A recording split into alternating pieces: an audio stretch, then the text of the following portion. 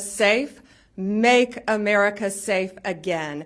And that's what these men and women have been doing tirelessly every single day since Donald Trump took office. We want to make our streets safer. We want to make our schools safer. We want to make your neighborhood safer. This guy was living in a neighborhood right around you. No longer, thanks to the great men and women of law enforcement.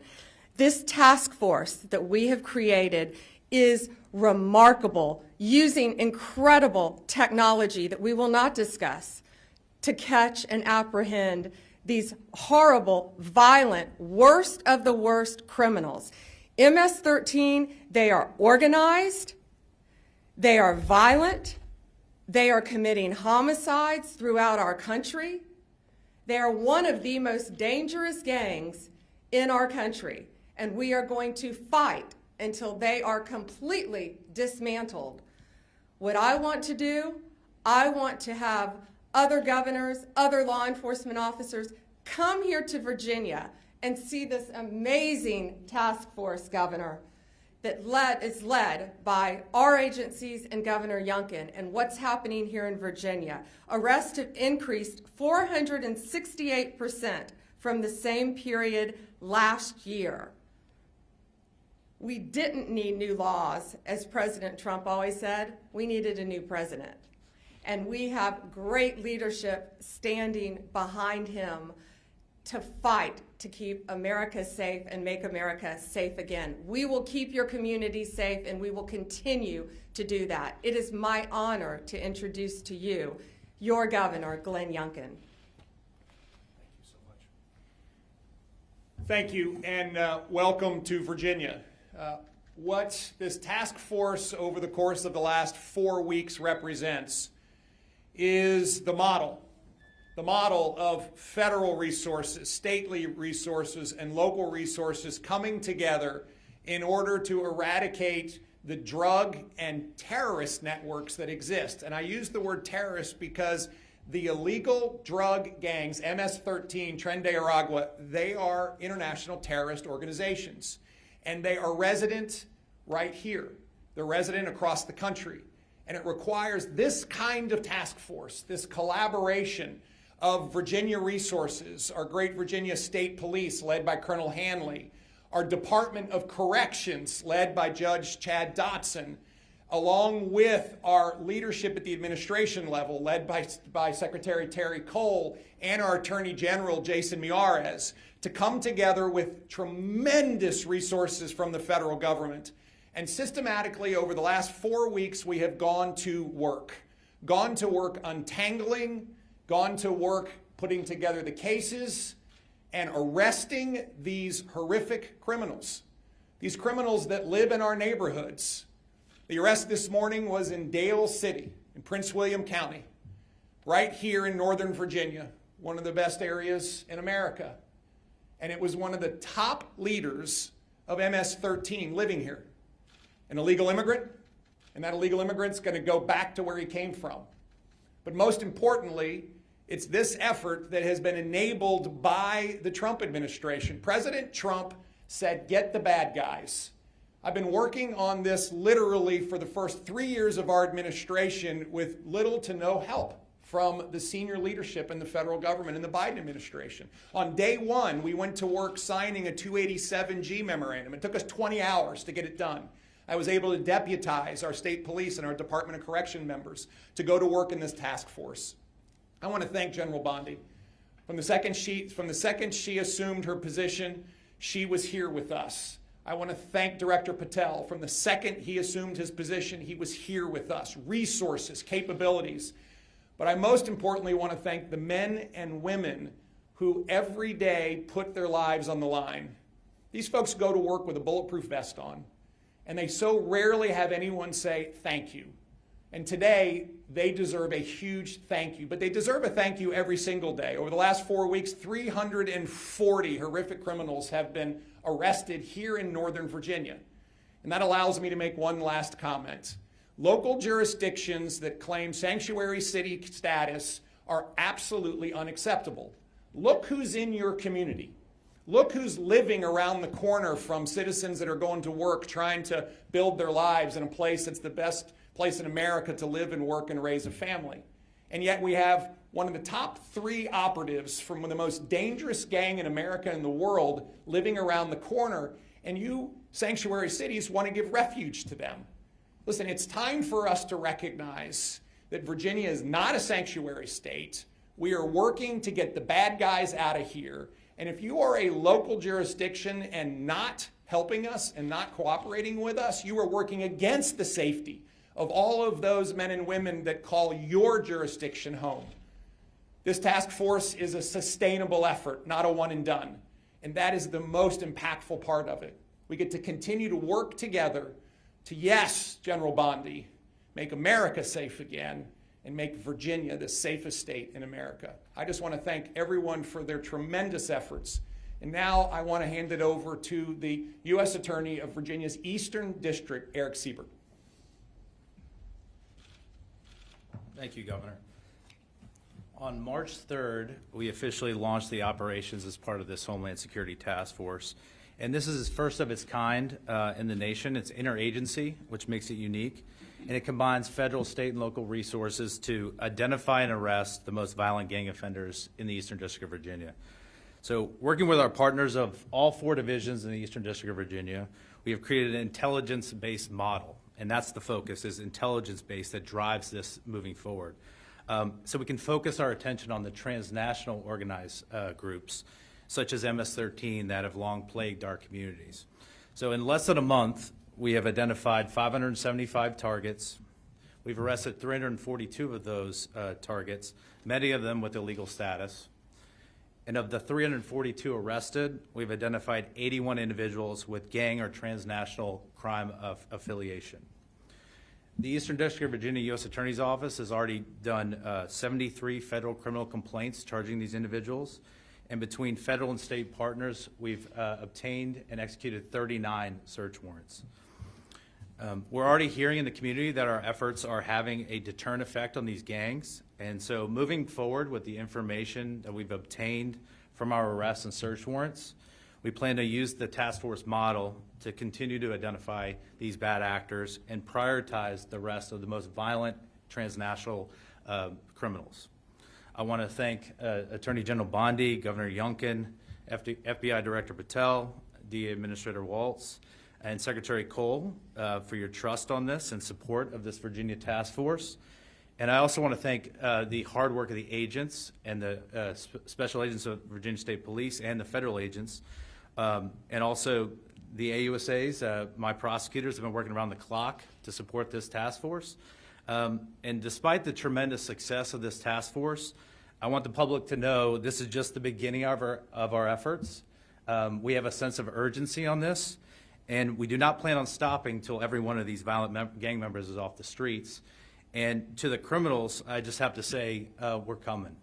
So at this time, I'd like to turn this over to FBI Director Patel.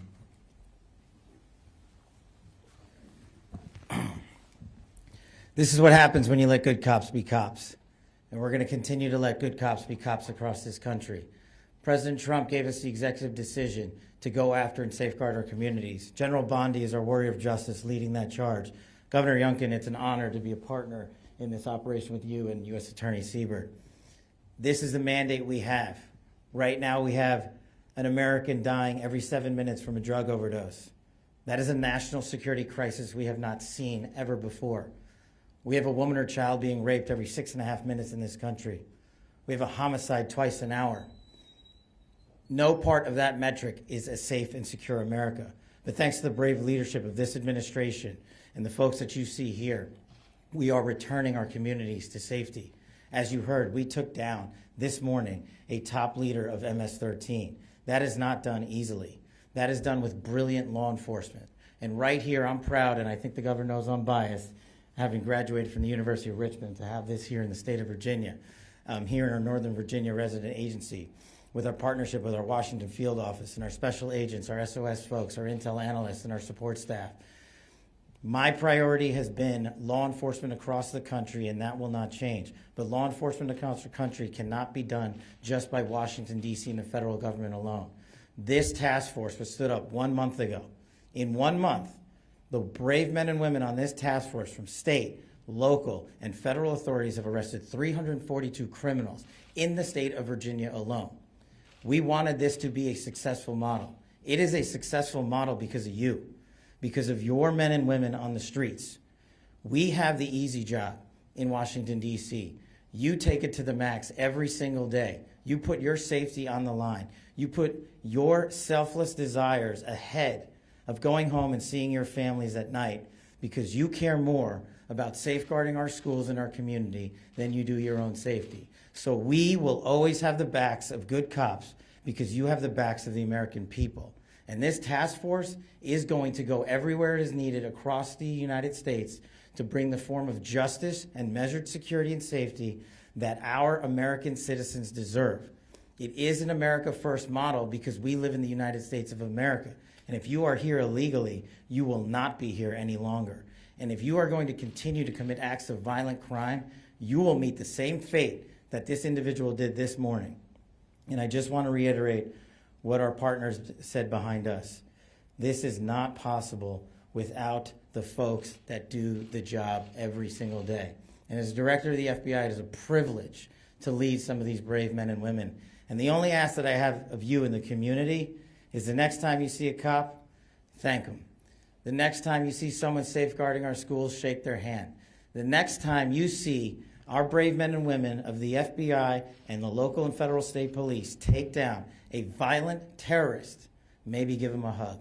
Because those guys, those gals are the ones that are going to continue to keep our city safe. And we will not stop until this national security crisis is recognized, brought into check, and eliminated. Thank you. Questions?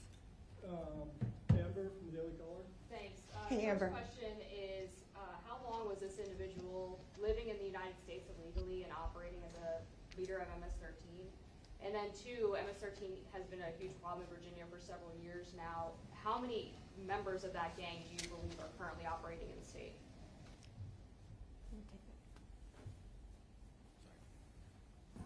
The bottom line is for far too long.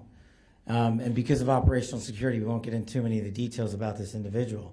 But if you're here for a minute, a day, a month, or a year, you've been here far too long. And General Bondi has made it a priority at this FBI that we manhunt every single person committing an act of violent crime. And it should speak volumes that the leader for the entire East Coast was living right here in Virginia, right among us. Question? Oh, did you want to add something? Can I just Governor add something wants to to that? add I'm something. sorry. I just want to reiterate that, first of all, President Trump's executive order declaring the drug gangs and cartels international terrorists is critical underpinning to the work today. Second of all, the collaboration now that's available because we have a 287G memorandum in place is critical. And it allows us then to bring the intelligence together to go pursue and arrest someone like this. And I just want to reiterate again, this is new. And the capabilities that are being displayed right now are capabilities that are now available not just to Virginia but to the rest of the country because of the administration's forward-leaning vision on how to use state and federal resources in collaboration in a way that has not been done. I have to say, Terry Cole has been leading our efforts in the Commonwealth brilliantly, but until we were able to bring in the federal resources in this way, bringing down somebody like this would not really have been possible. And Governor Youngkin and I, once again, are going to offer this to every governor in our country. Let's see who takes us up on this to keep their states safe. Questions? There's hundreds of these arrests happening so quickly. Have these individuals been identified under the Biden administration? Was there a paper trail of these people? Were they all identified and targeted with the Trump administration in place? And then I also wanted to hear from the governor, too, on Fairfax County. We have heard in recent years issues about the sanctuary policies there, people who are dangerous, illegal aliens, suspected, being set free from the communities and then committing other crimes. So I'm curious what we do from here. So first, many had been identified. They've been living here. Many had been identified. living here. They were let freely into our country, all of these illegal aliens. I had gone to that border in September. Nothing humane was happening at that border. Passports stacked everywhere, everywhere, from every country you can imagine. People freely walking across our borders, fighting age men coming into our country. And this is the result of Joe Biden's open border policy. What our country has been plagued with. But from the second Donald Trump took office, he said he is going to make America safe. He shut down our borders, and now it's our job to get these people out of our country as fast as we can. And this coordinated group effort, this task force that has been put together, is making a difference here, and it will make a difference around the country. That's why you're seeing so many arrests so fast, because we will not have another Lake and Riley. We are going to catch them, we are going to apprehend them, and they are not going to like where they are going. Governor Youngkin, did you want to answer the second part? Thank you very much. First and foremost, this task force was designed in the White House with this team around the table. What do we need to do in order to go after the gangs, the cartels, and of course the drugs in a community like Northern Virginia, like Fairfax County, that has seen county leadership not pursue the necessary steps in order to fight this crime? And this task force was architected in a very quick period of time and stood up immediately. And in fact, when Director Patel was confirmed, within a day, he authorized this facility and these capabilities. General Bondi immediately came to lead it, and we found ourselves with truly one-of-a-kind resources going to work. And I just want to emphasize the pace and the focus. And so, no, these were not lists that were available in the previous administration, because they wouldn't do that. And the minute that we had partners that would do this with us, then lists of 500, 600, 700 targets could be put together in collaboration with state police and federal authorities and our Department of Corrections. Critically important, and I cannot emphasize enough the collaboration and support and leadership out of the new administration that is so different than what we saw in at least the previous 3 years of my administration. Finally, with regards to counties that are demonstrating resistance to cooperate with federal authorities, and particularly with ICE. This is why I have put in a budget amendment in our budget that if they're not going to cooperate with ICE, then we will withhold funding. Now, I need a General Assembly to vote for this. And I need a bunch of Democrats to step up and say, hey, we believe in public safety and we're going to hold jurisdictions accountable. And with this budget amendment, we can then hold Fairfax County accountable. But I'm also asking for help from our federal partners to make sure that jurisdictions that are not cooperating with ICE, we can in fact step in. And that's why the 287G memorandum that we have signed with the federal government is so important. It allows me to deputize our state police and our Department of Corrections folks, and we can then step in and make sure that we're taking custody of these folks and handing them over to ICE to be deported. This is critically important. We're not backing off, and I do believe there's an invitation here. There's an invitation for everyone to come together and recognize that criminals, literally one of the top operatives in MS-13 is in a community that would have never thought they were there. And if we continue to have sanctuary city philosophies, that's where they're going to go. And I don't believe any community in Virginia wants someone like this living in their community. And that's why it's so important that we come together, put down all the politics, and work together in order to make America safe again. Thank you. One more question. We've got time for one more. Pierre, ABC. General Bondi, good morning. Yeah. I have one question on topic and one question off topic. Can someone Of speak? course you have to go off topic. Question number one, can someone describe what this suspect's role was in MS-13 in terms of what kind of activity was he overseeing? All we're saying now, for certain reasons, we're not identifying him by name. He was one of the top members, top 3 in the entire country, head of the East Coast, one of the 3 leaders, and I will say very violent crimes. Anything you can associate with MS-13, he was the leader over it. All of the violent crimes. So he's very dangerous. He should not have been in this country. He's from El Salvador. And he was recruited at a very early age, and it rose to the leadership. And you have to be bad, you have to be tough to get there. But he is no longer tough because he is behind bars. The off-topic question. In terms of the signals chat controversy that's going on, is DOJ involved at this point? If so, why? If not, why not? Well, first, it was sensitive information, not classified, and inadvertently released. And what we should be talking about is it was a very successful mission. Our world is now safer because of that mission. We're not going to comment any further on that. If you want to talk about classified information, talk about what was at Hillary Clinton's home that she was trying to bleach bit. Talk about the classified documents in Joe Biden's garage that Hunter Biden had access to. This was not classified information. And we are very pleased with the results of that operation and that the entire world is safer because of it. Thank you all very much. Thank you for coming here and reporting.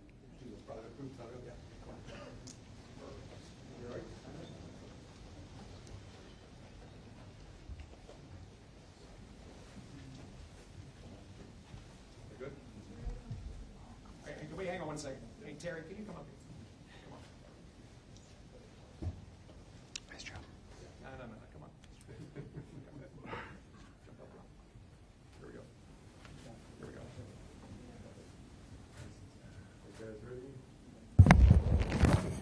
Here we go. All right, 1, 2, 3.